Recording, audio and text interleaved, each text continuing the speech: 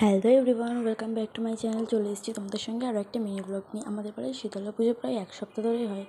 তো তার মধ্যে নানান রকম খেলা গান হতেই থাকে একদিন করে। তো সেদিনকারে ছিল ম্যাজিক শো আর তার পরের দিন ছিল মোমবাতি খেলা। তো আমিও খেলেছিলাম, আর তোমরা দেখতে থাকো ম্যাজিক শোটা।